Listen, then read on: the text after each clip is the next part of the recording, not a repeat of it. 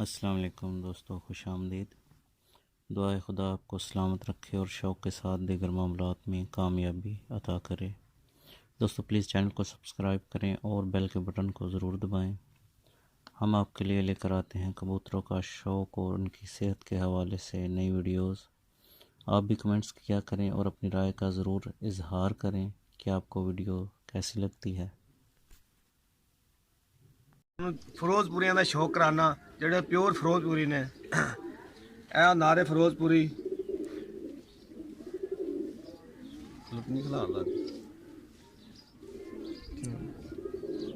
ਹੋਈ।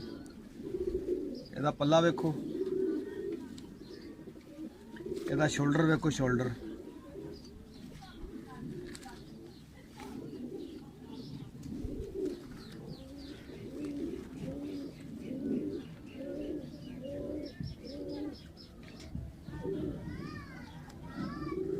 ਇਹ ਉਹ ਫਿਰੋਜ਼ਪੁਰੀ ਹੈ ਜਿਹਦੇ ਬੱਚੇ ਚੀਕ ਉੱਡਦੇ ਨੇ।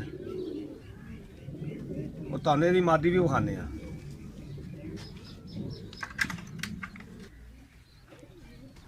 ਇਹ ਭਰਾਓ ਦੀ ਫਿਰੋਜ਼ਪੁਰੀ ਦੀ ਮਾਦੀ ਆ ਜਿਹਦਾ ਬੱਚਾ ਸਾਡੇ ਕੋਲ ਬਹੁਤ ਅੱਛਾ ਉੱਡਦਾ ਹੈ। ਬਹੁਤ ਪਰਵਾਜ਼ ਇਸ ਜੋੜੇ ਦੀ। ਇਹਦਾ ਸ਼ੋਲਡਰ ਦੇਖੋ, ਪੂਰਾ 2 ਚੱਪੇ ਜਿੰਨਾ ਸ਼ੋਲਡਰ ਹੈ। 2-2 3-3 ਪਰ ਦੇ ਹੋ ਕੇ ਬੱਚੇ ਬੜੇ ਉੱਡਦੇ ਨੇ।